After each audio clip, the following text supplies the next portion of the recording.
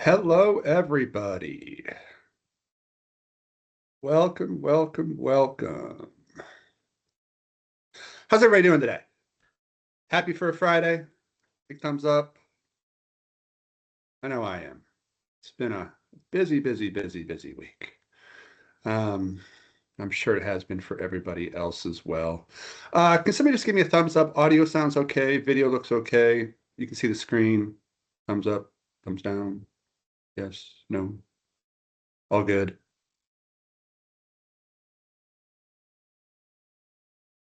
I'm assuming everybody can hear me here.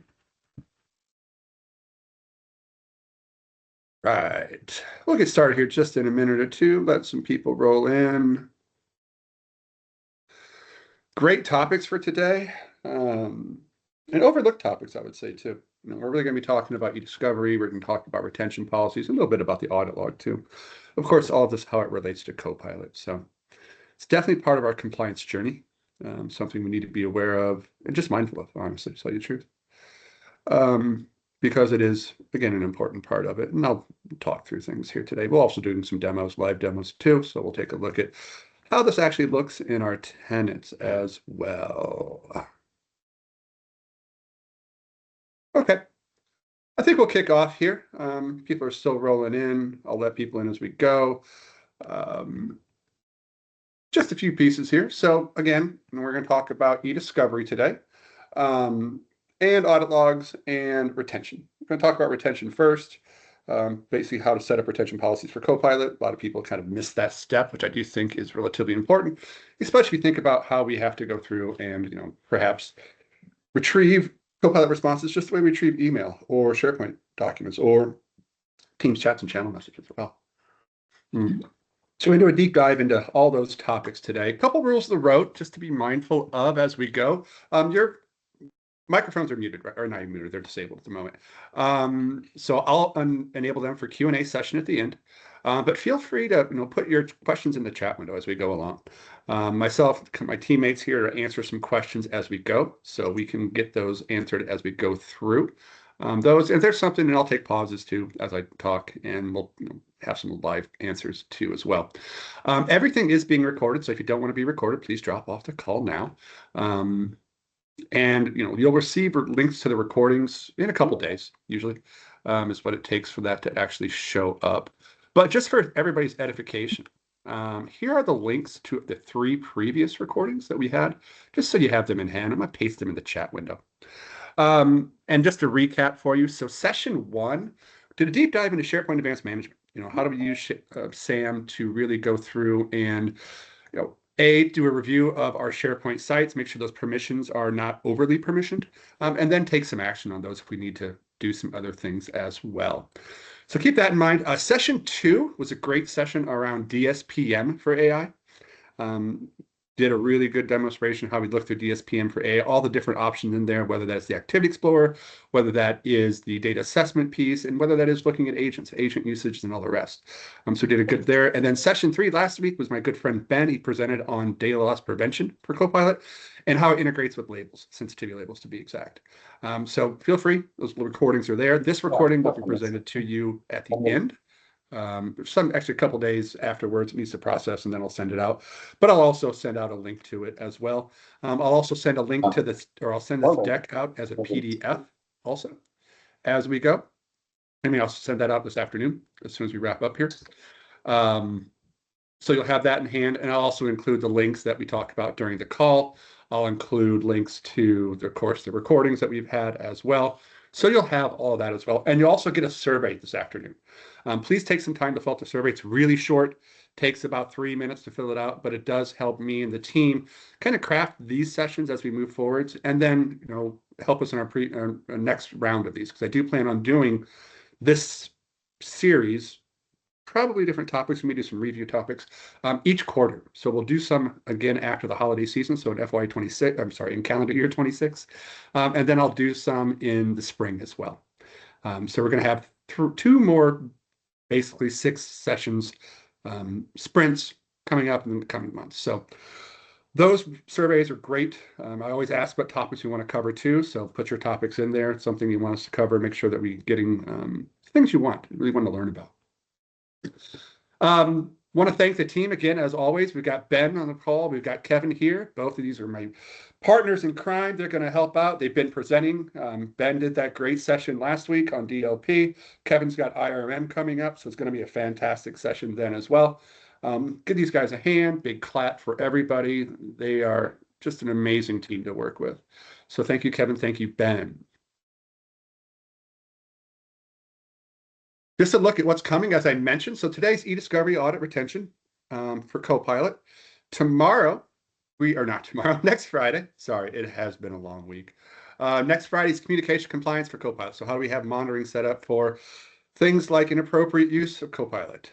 We can even monitor for certain sensitive information types, all these different things we can do for communication compliance. So we're going to talk about that one, nice deep dive. And then we're going to wrap up on November 7th with Insider Risk. My good friend Kevin's going to be hosting that one. So please, please, please, if you have not signed up for the previous sessions, please do. The link for that is right here. I'm going to put that in the chat window. So if you have not registered yet, please do. Love to see you all. And again, of course, you'll get the recordings afterwards too. So there's the registration session for that. Also, for those of us out there, if you want a little extra training, not necessarily on the compliance side of the house, but you want to learn more about Copilot Chat. So remember, Copilot Chat is the version of Copilot that everybody gets who has an Office 365 license. It's not the paid version, so you don't have the graph integration, but it does have web grounding, and there's a lot you can do with it.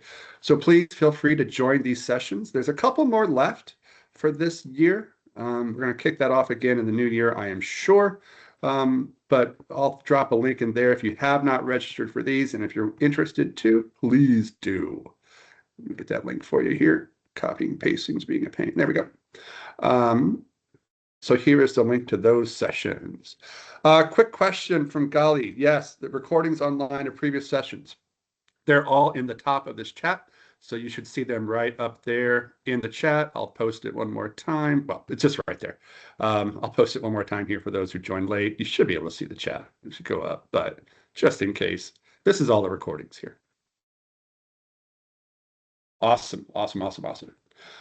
And then just a quick shout out for Microsoft classes. So everything that we talk about during this series, whether that's the DLP that we did last week, whether it's DSPM we did 2 weeks ago, SharePoint Advanced Management, all of these we have classes for at Microsoft that if you're a Microsoft customer, you can take advantage of. They're called onboarding accelerators. That's what the OA stands for there. But reach out to your Microsoft account rep, whoever that may be. They can give you more details on these. These can be hosted for one person, many people. Usually it's 16 or so-ish, depending on how you want to do it. But so your departments can take advantage of these. You have a Microsoft relationship. If you don't know who your Microsoft contact is, just drop me a line. j.cotton@microsoft.com. I can help you find it. Whatever industry you're in. I have lots of connections out there. So please drop me a line and we can make sure you get those. But they're great classes. Usually they're 1 day, possibly some over 2 days. And since we're talking about eDiscovery, that Microsoft Purview onboarding accelerator for eDiscovery. Oh, that's great. Good to hear, Ryan. Yeah, I'm glad you enjoyed the classes. They're really good classes. They really are. I know the team that runs them. They're good friends of mine. They do a great job. They put a lot of effort into this. They're all up to date now. We just did a new release. So all those classes are as up to date as they can be with the newest material, the newest information, the newest functionalities out there. So please take advantage of those if you can. And I'll pull a shout out for this eDiscovery workshop, the onboarding accelerator for eDiscovery and audit. Really great workshop. It's not just Copilot focused. It talks about eDiscovery across the board. So it's a great one. It talks about eDiscovery Premium, review sets, exports, everything out there. I'm going to mention those today, just be Copilot focused, but I'm not going to do a deep dive into everything with eDiscovery, just because time-wise, that's actually a whole day if you actually do that. But it's a really great workshop. I do recommend it, as well as all of these. So please, like I said, reach out to your account reps. If you don't know who those are, reach out to me. I'll help you find who they are. Get those set up for you. Okay, so let's get into, do I have the wrong deck up? I do. Sorry about that. Yeah, I do have the wrong deck up. Apologies. It's the same deck, just different content. I have so many of these decks right now. It's kind of crazy. Here we go. This is the right one. That's better. Perfect. All right. So first off, I'm gonna have just a few slides today, not a lot of slides. I think you guys have been enough for me now where I'm not exactly slide heavy. I do like to show just in the screen, what's the experience, how's it look like? So just a couple slides. First off, it's retention. So retention for Office 365 Copilot works across basically all the Copilots. And how this works, and that's the thing to remember, and a lot of people, kind of miss out on this or aren't really thinking about it. And this is really the way the most of the functionality works for the Purview components and how we integrate with Copilot. So Copilot interactions, prompts, and responses, they're all stored in your inbox.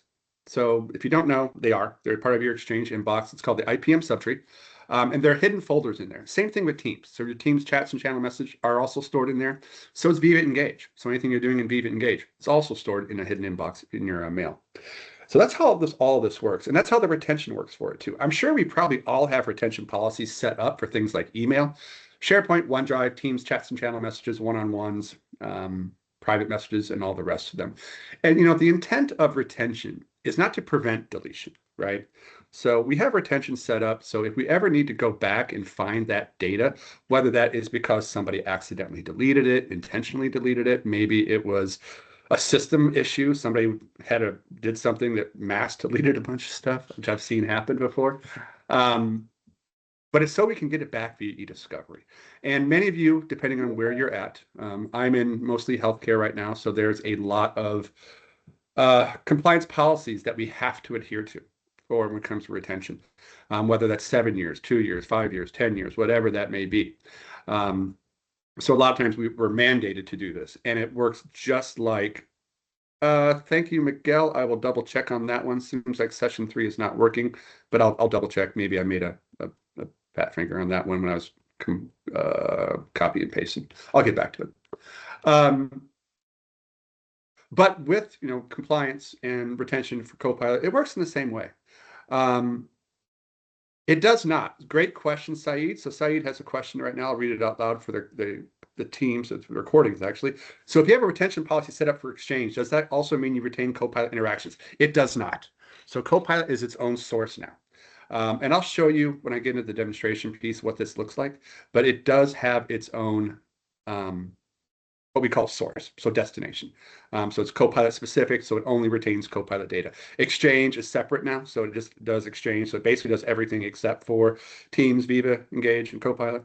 But we do have it. Yeah, exactly, Petros. Thank you. Good to see you, Petros. So just a note on that one. It used to be that we had just one location. It was Teams and Copilot. So you may remember that. It said Teams chats and then Copilot interactions on it. We separated the two of those probably around the August timeframe, I think, is when it went live. So it's its own location. If you had previously turned that on for Teams and Copilot, it's going to respect that, and it just kind of turned it on for Copilot for you automatically. But it's always good to go back and double check and just make sure you have it set up properly. And I'll talk about this as we go.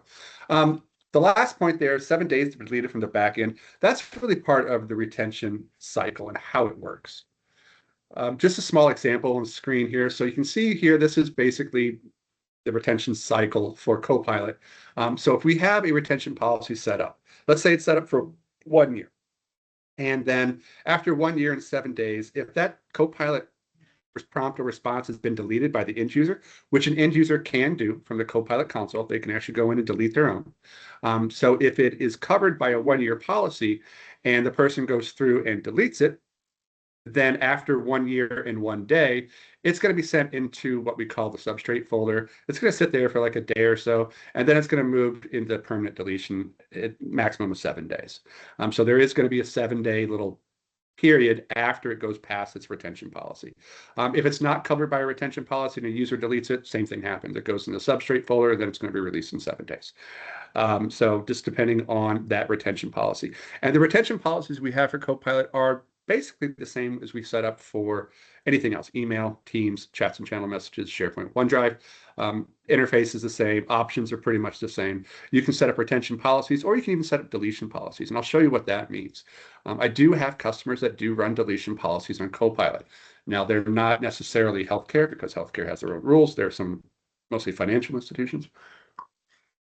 But they actually set it up to delete Copilot responses after X amount of time, so they're not in the system. If they're not in the system, then if there's a legal matter going on, they can say in defense that they do not have that data. So there are some organizations that work that way. I'll talk through all of it when we get there.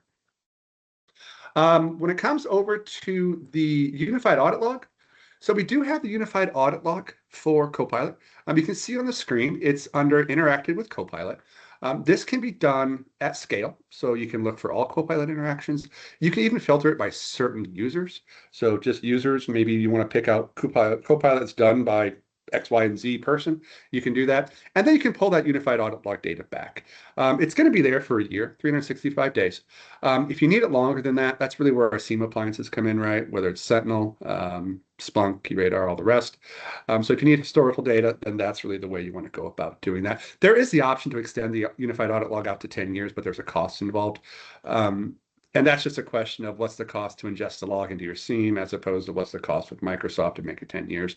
I don't know the pricing on that one, but it is an option. I don't have many customers that do that, honestly. It's usually we just push that over to the SIEM if we want to keep it longer than a year. So be aware of that one, and we'll take a look at that. Unified audit log data when it comes to basically anything, but Copilot in particular, it's in JSON, so it's not exactly easy to read. For me personally, I like the DSPM for AI Activity Explorer route better just because I can see better data, and it's more organized, it's easier to read, but you can use it. So just know it's there, and I'll touch on it. I'll show you how to get there and kind of pull that back. You can also save queries too, which is kind of a nice feature we added in a while ago. So you can create a Copilot query for the unified audit log, and then you can save it back and reuse it if you need to, which is kind of handy. It just depends if you want to see the data in this way. And there's lots of other options just besides interact with Copilot. You can set it up to look for agent activity, what they call bots in here, quite a few things, and I'll touch on that. It's useful, I'll say, but it's not exactly my preferred method of getting into this. Yes, unified audit log is available with E3 licensing, my friend. So you have that available. In fact, everything I'm talking about today is E3 licensing. I'm going to focus on Copilot Premium, which technically is an E5 thing, but Copilot Standard, eDiscovery Standard works in the same manner.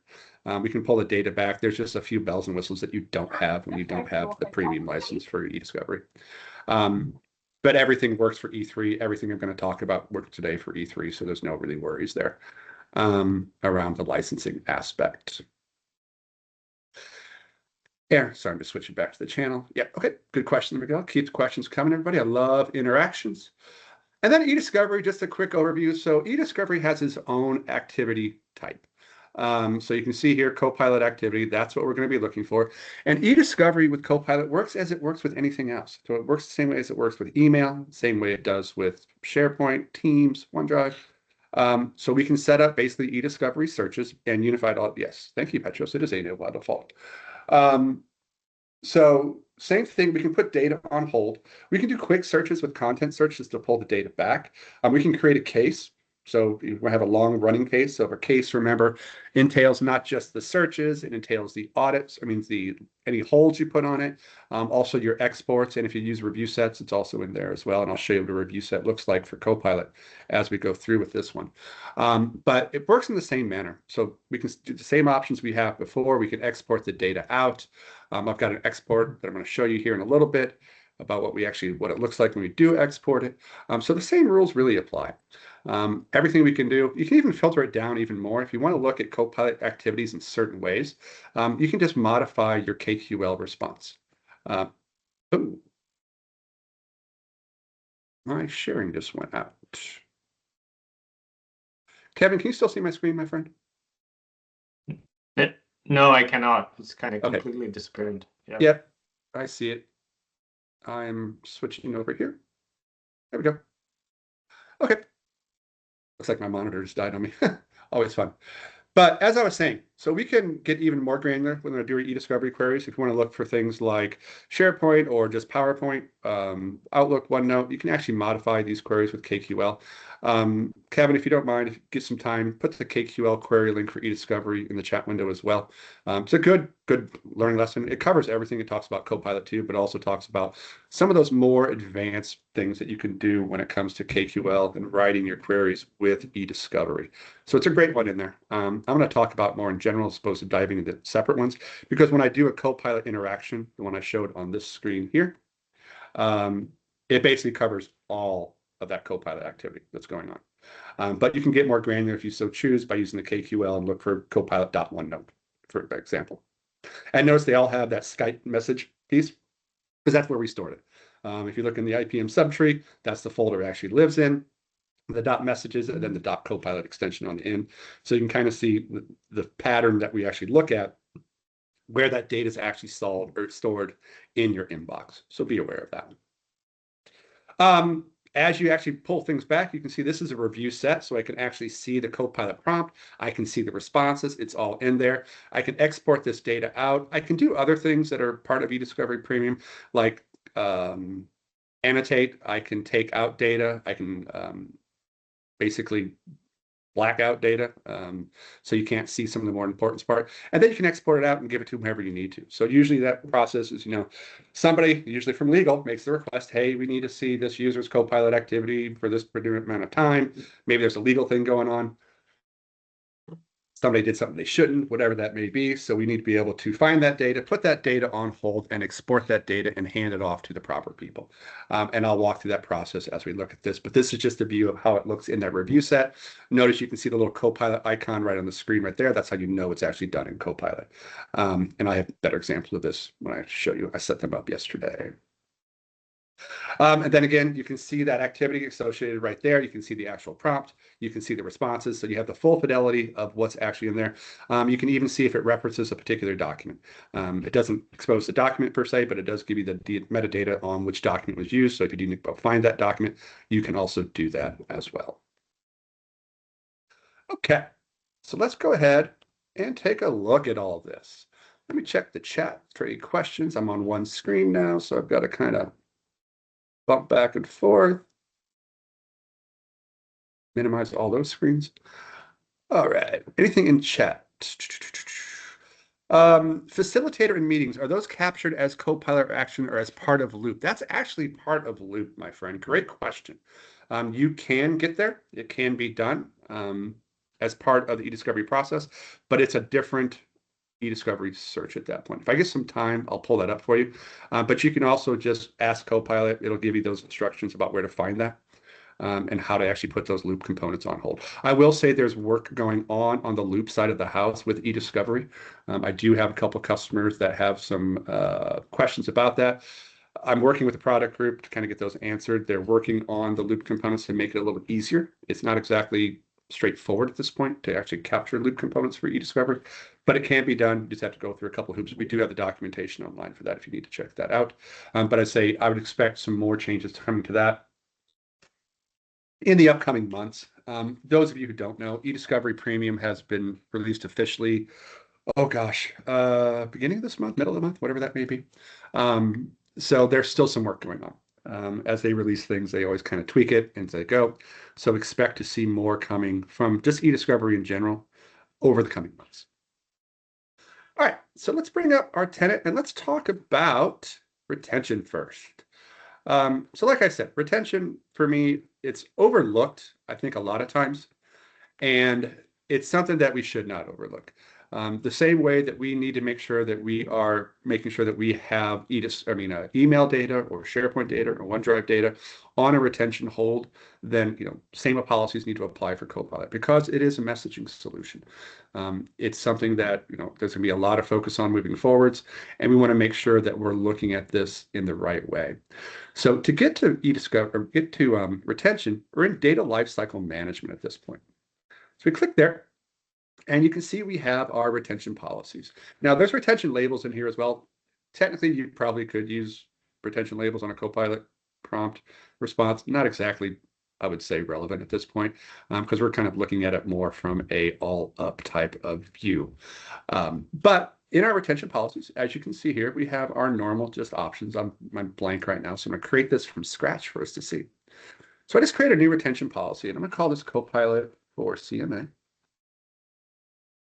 And always give it a description. I'm not going to do much in here, but just in real life, as you're creating your retention policies, I always consider it a best practice to give it a description. Hey, this is for Copilot, blah, blah, blah. It's for 1 year, 2 years, 3 years, and then put the date on it and who created it. Just put your alias or something on there.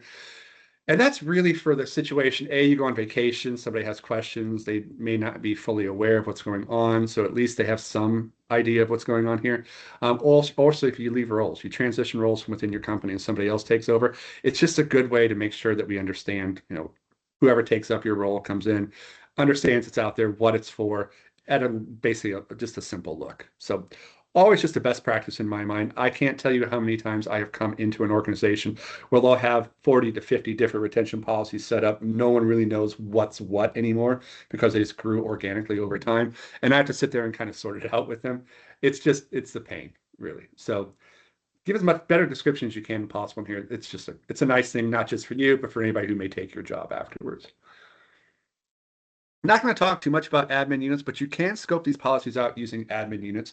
Admin units are part of Entra ID, and basically you can set them up. Think of it as a dynamic distribution group at the end of the day, similar to a dynamic distribution group. So you can set these admin units, and they can key off of things like department, country codes, whatever that may be.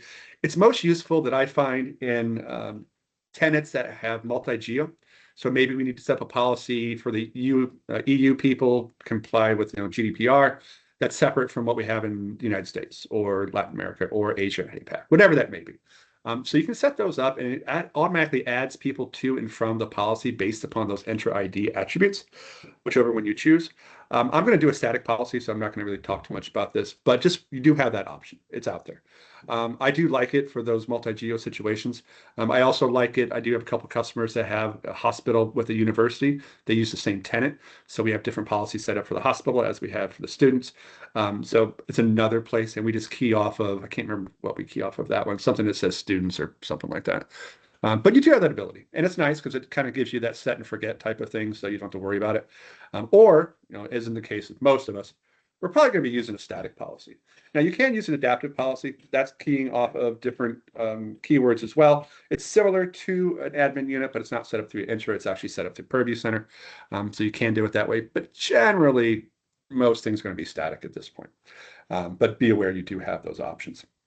So a static is going to say exactly where I want it to do. And notice we have our options. So, of course, email, SharePoint, OneDrive, Office 365 groups. For some reason, we still have Skype for Business in here, which always makes me laugh. And this is where we used to have Copilot. So it used to be Teams chats and Copilot interactions in the same place because they were stayed in that same subfolder. We made this change, like I said, around the August timeframe to separate those two out. So now you have your own Copilot experiences. Now, Copilot experience is going to cover Copilot paid, Copilot chat, the one that comes for everybody who has a license. It's going to cover Copilot Studio, Copilot Studio Lite, which used to be called, what they call that? Declarative agents. So it's still kind of declarative agents, but they've called it Copilot Studio Lite now. And any agents you set up in SharePoint, those types of things. So basically, the Copilot experience is going to be covered. It covers Copilot Sales, Copilot Vive Engage, basically all the native Copilots. If you need to retain other types of AI, so for instance, if you want to retain things that are in Defender for Cloud apps, so we have 700 and some odd different generative AI apps that we now can integrate with Purview. There is a cost involved. So this is a pay-as-you-go model. Not going to talk too much about pay-as-you-go model. It's somewhat convoluted. But if you do have the need to retain this, there's a couple things you have to do. We have to set up some connectors to get this to work, but it can be done. And we can also do it with generative AI applications that are made in basically Foundry. So if they have Entra ID registration, so if they actually created an Azure Foundry, it's an app within actual Azure itself. We can also set up retention policies for those, but there is a cost for that as well. Same pay-as-you-go model. For more details on that, please talk to your account representatives on that piece. But notice with our Copilot experience, we do have the ability to set this up granularly. So we can set it up for individual users, groups. We can make exclusions if we so choose. Usually it's going to be kind of across the whole board. The only time I've really seen exclusions on this one is if we want to exclude people like our C-levels, something like that, that we don't want to capture their Copilot activity. But really, as making sure that we have that full fidelity of data to pull back whenever we need to, we probably want to turn it on for the entire organization at this point. And that's what I'm going to do. So we have the option here just to turn it on. And then we get into our configuration piece. So by default, it says 7 years. It's said 7 years since I started working with Purview, which is a very long time ago now. But we can modify this, depending on your needs. And this is really where we have to have that conversation with our compliance leaders is about what is our policy, what should be our policy here. So there's a little work on the back end to make sure that we get this set up properly, but we need to comply with what our organization or our industry makes us do at the end of the day. So always have that conversation with them. And notice it can be longer, shorter. You can say a couple years, 1 year, it can do months, days, whatever that may be. So you kind of have those options to really start configuring that. And then what is our retention period? When it was created or when it was last modified? For Copilot, we're really thinking about when it was created, not necessarily last modified, because normally we're not going to go back and look at a prompt and change the prompt and change the prompt and change the prompt. We're going to go through, create a prompt, do what we need to do, move on, next task on our list. So when created is best practice on this one. And then what do we do after that retention policy ends? So that's a great question. And that depends on a preference, what you may be mandated to do by your organization or your industry. But that example I gave earlier. So let's say I have a 1-year policy set or a 7-year policy set up, since it's configured that way already. So I have a 7-year policy set up for Copilot prompts and responses. After 7 years in 1 day, what do you want it to do? Do you want it to go through and delete those? So that's when it would go into that substrate folder, basically takes 7 days to clear out. Or do you just want to let it sit there? Which is an option. You don't have to clear it out. You can say, just let it sit there and forever. So it really kind of depends on how you really want to do that. And again, this is a conversation we want to have with our compliance folks just to make sure that we're doing what they want to do today. And I will say my experience, it varies. I have customers that just say, do nothing, just let it sit there. They don't care. The ones that are a little more just concerned about keeping data clean, they'll use delete it automatically. So it's really kind of up to you and what you're going to be mandated to do at the end of the day. I don't really recommend retain items forever on anything. It's just not a great practice. Just it can fill up space. Things just kind of sit around forever, no matter what. I have people that do that for email, and we've gotten into issues before because things start filling up. And then you have to open a support case and do all kinds of fun stuff. There are some options now to take that off. It's called priority review, but I would not recommend using retained items forever. So that's the retention piece, but you do have the option to delete. So this is what I was talking about as well. Use case. So back in the day, I used to work with a lot of financial institutions and law firms. This is when I was living in New York City and working for Microsoft. They a lot of times have deletion policies in place, especially the law firms, because they don't want data hanging around longer than it needs to be. So they'll go through and say, you know what, delete everything after 1 year, or even sometimes I've seen people do things like this. So they would say, you know what, delete all Copilot activity after 1 day. So basically that would say you can say with confidence that everything is going to be deleted from a Copilot perspective after 8 days total, because you have that 7 days where it may sit in and waiting for the trigger to actually go through and clean things up. But you do have this option, and some people go with this. They will have deletion policies set up. A couple things to remember. So if you have multiple policies for Copilot set up, let's say we have a retention policy that's set for 7 years, a retention policy, let's say it's set up for 1 year, and then you have a deletion policy. So precedence is always retention takes precedence over deletion. So if I have a deletion policy and a retention policy in place, that retention policy is going to retain that data for as long as that policy is. And then after that policy, so if it's 1 year and 1 year policy, after 1 year and 1 day, then the deletion policy is going to kick in and delete everything. So retention is always going to take precedence. And then if you have multiple retention policies, let's say for some reason, Kevin and I are both at Microsoft, and for some reason, I have a retention policy on me that says 7 days, or 7 years, and Kevin has a retention policy on him that says 7 years. He also has another one that has 1 year. So he could be in scope from 2 different policies. The longer the policy is going to take precedence. So if you're covered by a 7-year policy and a 1 year policy, then the 7-year policy is the one that's actually going to be there for us. And that's what's going to take action on. So just remember that it's called precedence for retention. The biggest thing to remember, retention always takes precedence over deletion, and a longer policy always takes precedence over the shorter policy. And we do that basically to make sure that we're retaining all content in case there's a mistake made at the end of the day. So just a good heads up on that one. But to finish it out, quite simple. Just click it up, click submit, and then we're off and running.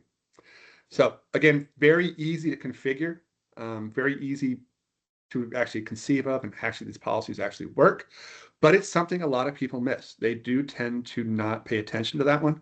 And it's something that I think is very important just in case we ever have to go back and pull this data out. A couple questions in the chat. Let's see what we have here. To separate my Teams chats and policies retention, I cannot edit the current Teams chat. Do I have to disable the Teams chat and create two new retention policies? Youssef, I would consider that yes, but I would also make sure that we talk about that with compliance first to make sure that we're going to do it the right way. Because depending on your current policy, you may have things that are marked for deletion already.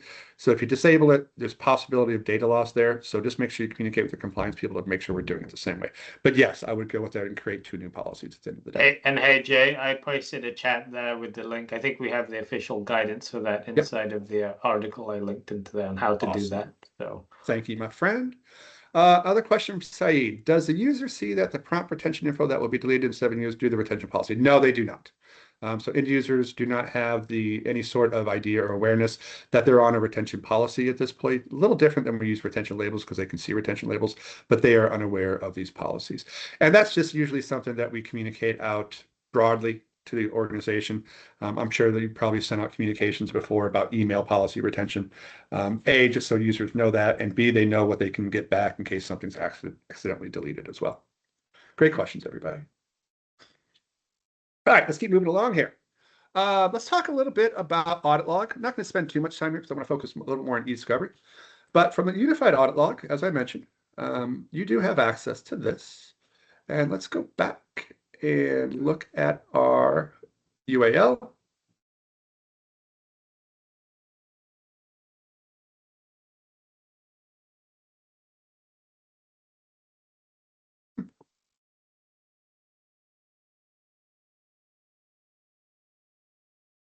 It's running a little slow today.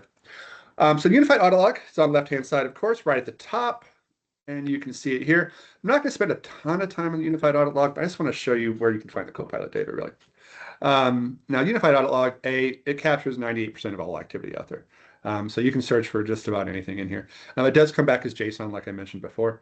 So it's a little clunky to read, but I've done some interesting things with Copilot, throwing it to Copilot to kind of give me some good answers on it too.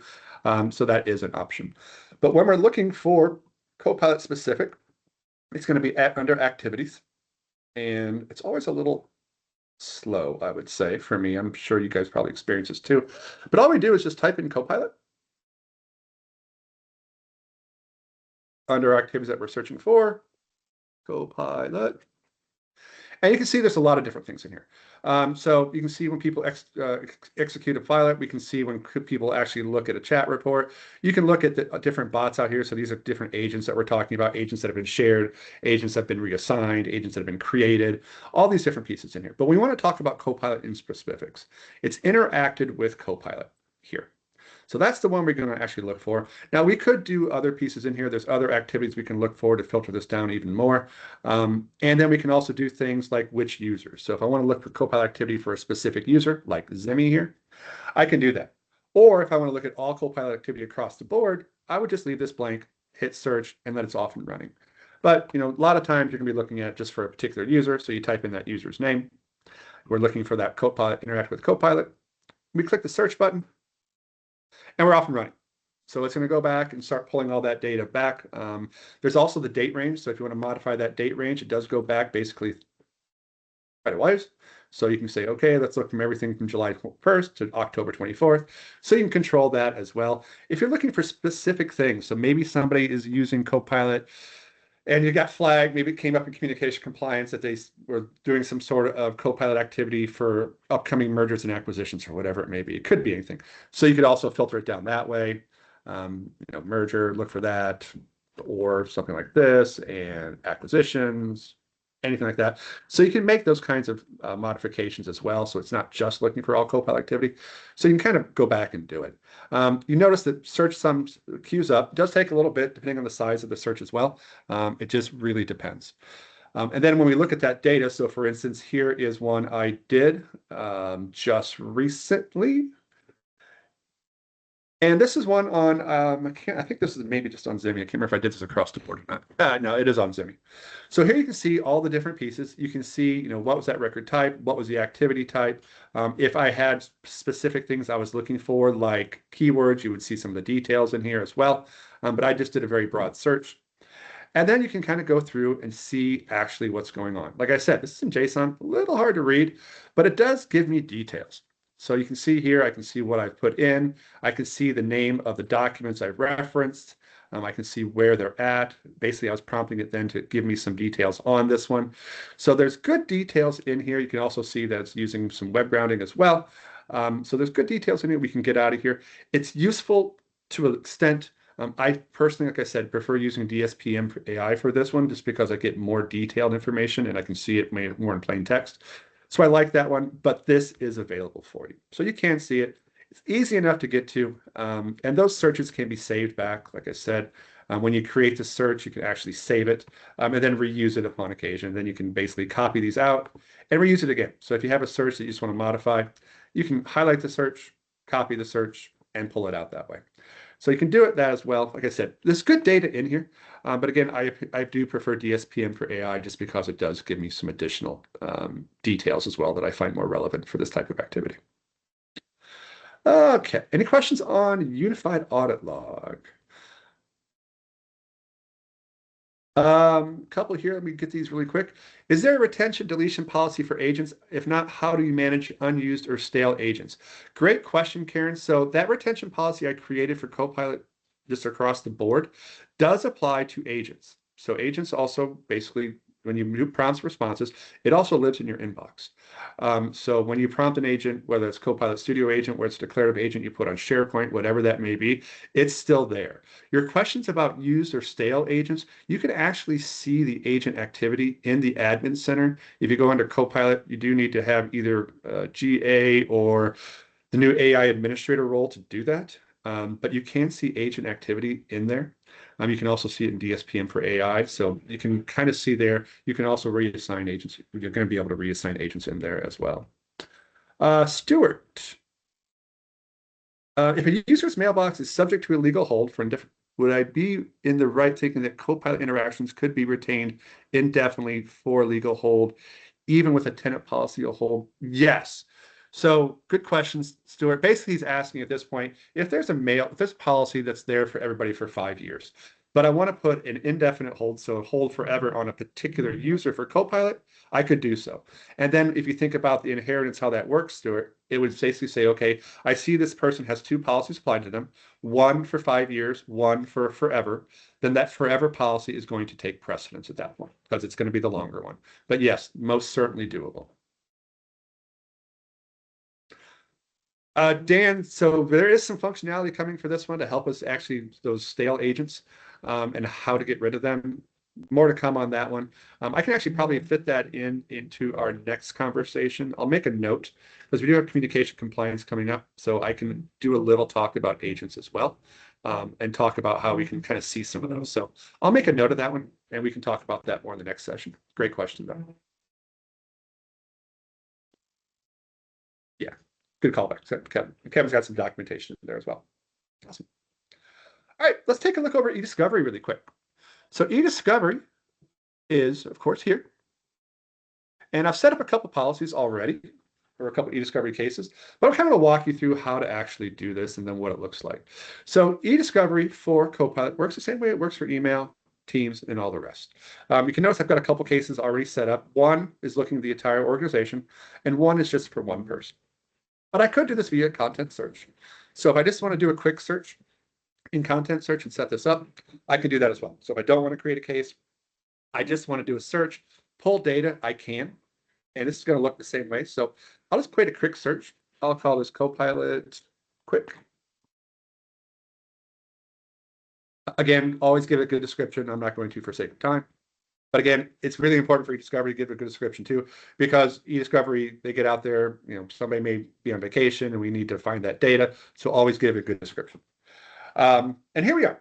So this is the eDiscovery. This is the content search. I'm not really creating a case at this point, but I just want to add my data sources. So what am I looking for at this point? Am I looking for the entire organization? Am I looking for individual users? So you have those types of options to go through.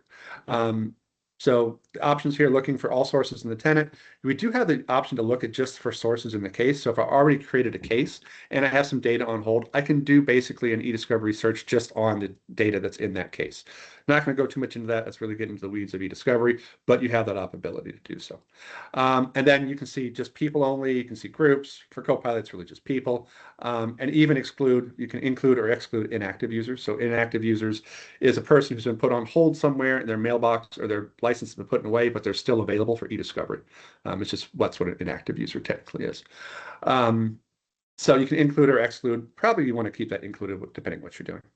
And then where am I looking? So mailboxes and sites. Since we're talking Copilot data, it's just mailboxes only. So it's not like you're going to have eDiscovery Copilot data in a SharePoint site someplace or a OneDrive site someplace.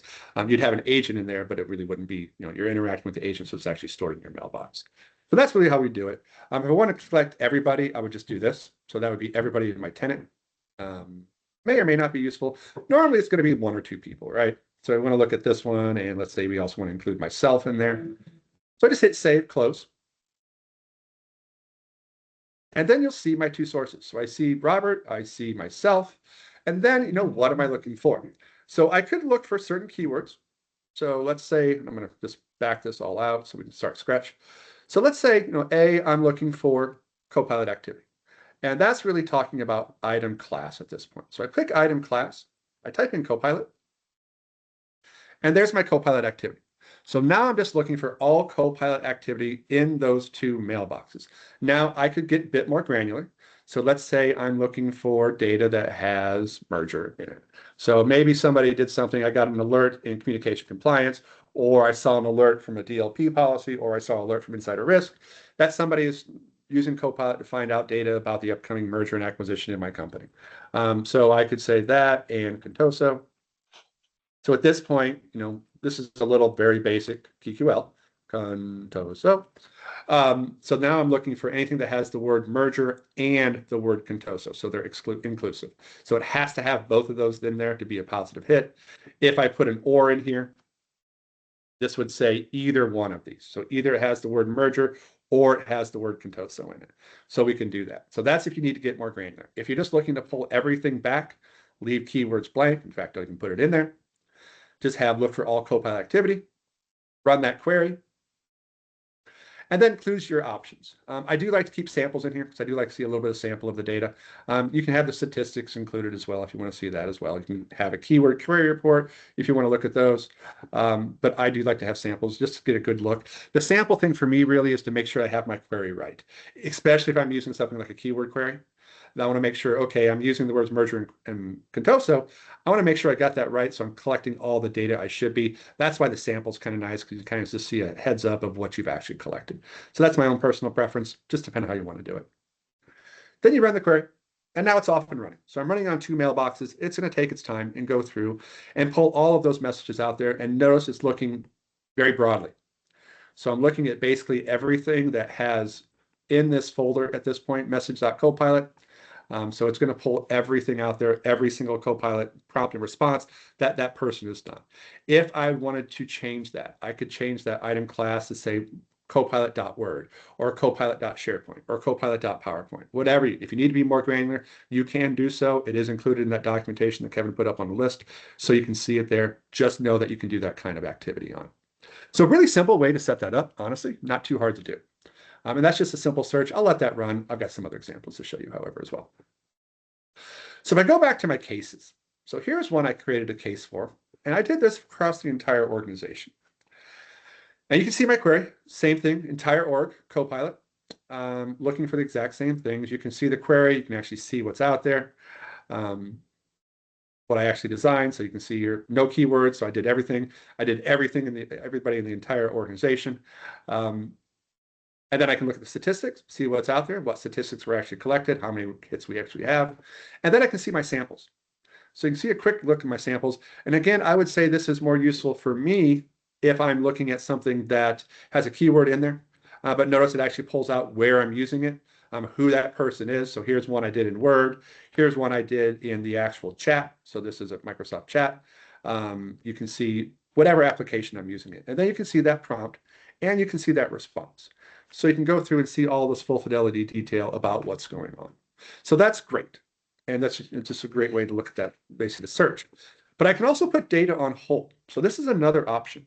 So, a lot of times when we have, especially a legal request from people, they're saying, okay, we want you to do a search on their mailbox, but we also want you to put that data on hold.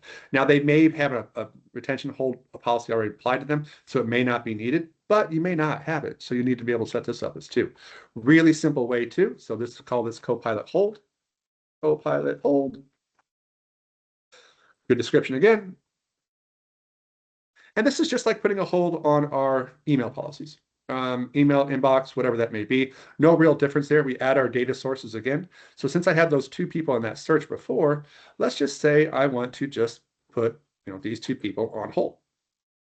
Mailboxes only, because that's where the data lives. Save and close that out. And then what am I looking for? Not looking for keywords at point. I just want to capture all that activity. So again, I want to do item class, Copilot. Apply that hold.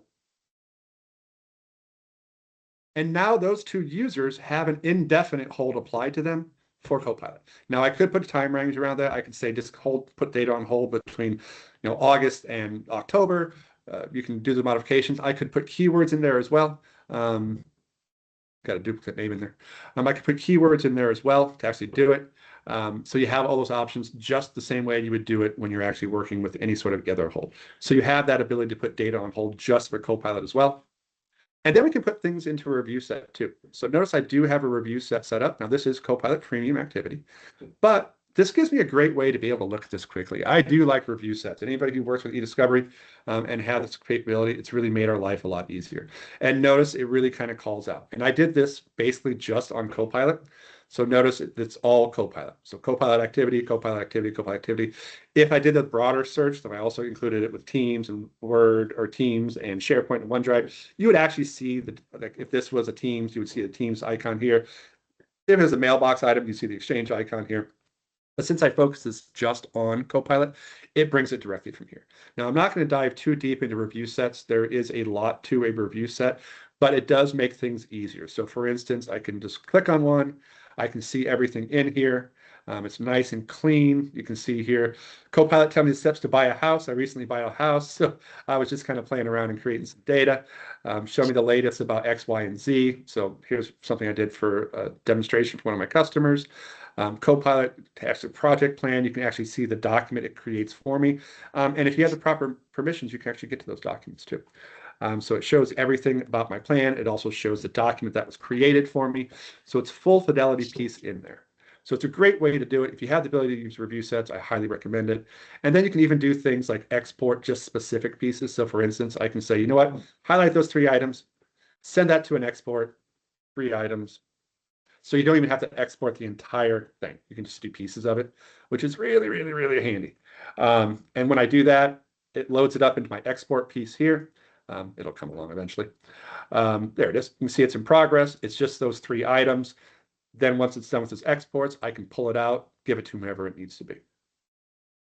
Quickly show you that one really well, and then I'll take some time for questions. We are getting close to time. So you can see here I have another one set up. This is just for one person. So I just did a Copilot search on one person. I can see I did an export here. So here's my Copilot export. If I want to pull that data out, I just click on download. You can see the file it's put into. Click on download. And then it's going to give me the option to put that onto my desktop. You can see here where it's going along. I think it put it in my download folder. So let's go over there and check. It takes a couple minutes to download. I will say download times vary. Be aware of that one. So if it's a large data set, you're going to have some varying times for download. Just let it work on itself. It's going to let you know when it's done. You'll see it in the process manager. But you can see here in my downloads folder, I have the zip file that's working on right now. It's probably not complete, but I can crack that open. And then you can see the different items. So this is the item report for all the different settings. You can actually see what we're looking at, what the different settings were for it, what my summary search was, how many items it created. And then once it completes its download, I'll have a second folder that's going to highlight this data here. So it'll give me this one, and that'll be all my different Copilot interactions for that particular user, and it pulls it all back. Then you can just present that to whoever you want to. Again, usually it's legal who's asking for those, so it brings it back, and I would just hand it over to legal, and we'd be done with it. Okay, So let me come back to questions. I'm going to open up for questions for everybody too. Looks like we may have something in the Q&A. Just checking in the Q&A really quick. Feel free to come off of mute, everybody, too, if you want to ask a question live. We can take those anyways. One question in the Q&A, I'll come back to the chat in a second. Do retention policies, audit logs, and eDiscoveries cool? Yes. So retention policies, audit logs, and eDiscoveries. Do they cover Copilot? Yes. Do they cover Copilot Studio agents? Yes. Do they cover collaborative agents? Yes.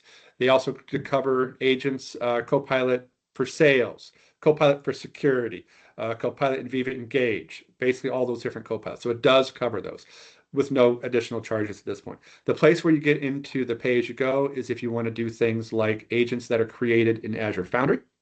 So that's going to be a pay-as-you-go model. Or if you're looking at third-party, or not, I don't like the word third-party, non-Microsoft generative AI things, ChatGPT and all the rest. We can cover those. They can be covered with all of this, but there is a pay-as-you-go model involved. And there's a couple other steps you have to do, especially for ChatGPT and the rest. You have to create a pipeline for that one. Great question. All right, back to the chat. If Copilot interactions are retained, retained together with Teams messages, does that not skip? Not really, Saeed. So Copilot messages and responses are actually very small. It can increase size if there are documents, but remember those documents, when they're created, are not stored in the inbox. They're actually stored in the user's OneDrive. So if I create a document, it's actually in their OneDrive. So let's say I do research on a document, right? I'm doing research out there. I'm saying, hey, you know what? Give me the most latest on generative AI when it comes to healthcare and how it can help healthcare. And then transform that into a Word doc. Super easy to do. That Word doc is actually then stored in your OneDrive, not in your email, but that prompt and that response, so the prompt and the text of both is stored in your inbox, but they're really, really small. I mean, minor KBs. I mean, technically, yes, if you set up a retention policy to last forever, it could fill up your inbox, but it's nothing like an email message or attachments to an email. Remember, those are all stored in your inbox too. That's really where you get mailbox bloat size. Used to be an Exchange engineer. Go way back with that one. Great question, though. We have one person on their hand up. Please feel free to ask your question, my friend. I think you're able to come off of mute.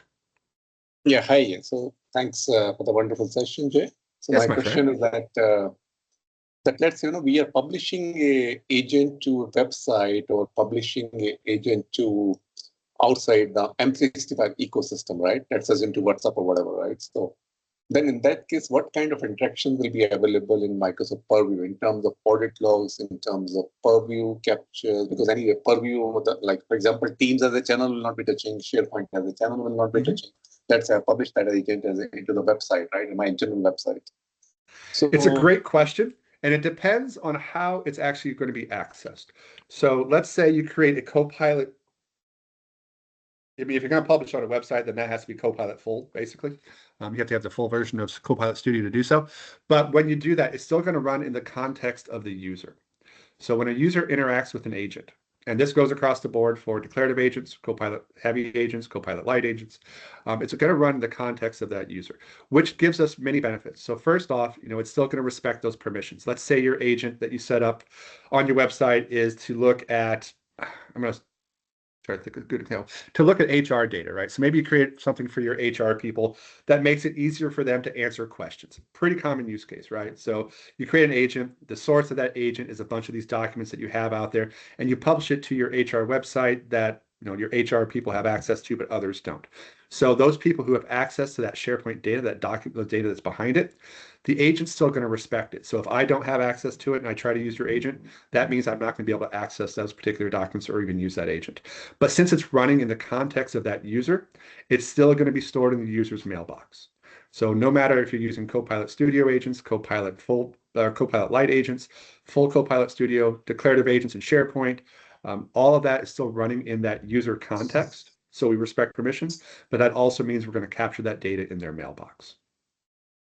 So in mailbox, you mean to say basically into the Microsoft Purview, but we have tried to identify, we could not find anything in the Purview for that scenario. We are publishing the agent to a website, internal website. I would say probably drop me an email, my friend. I would have to know more of the use case about it. Because if you're publishing it to a website and people are logging or they're using it as themselves, right? Yes. Yeah. So it should be stored in their inbox. But why don't you drop me an email, my friend, and we can talk more about this. I'd like to see the use case. Yeah, always. Thank you.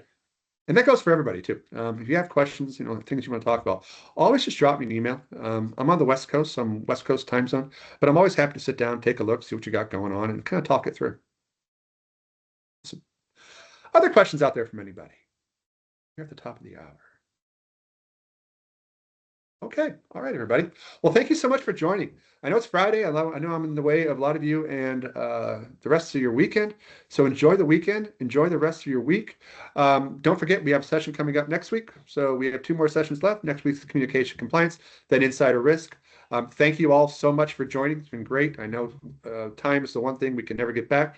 So I do greatly appreciate you spent the last hour with me. Keep an eye out. There'll be an email coming with documentation, the links that we put in here. There's also going to be a little survey, so please fill out the survey as well. Thank you so much, everybody. Have a great day. Have a great week. Have a great weekend. Thank you.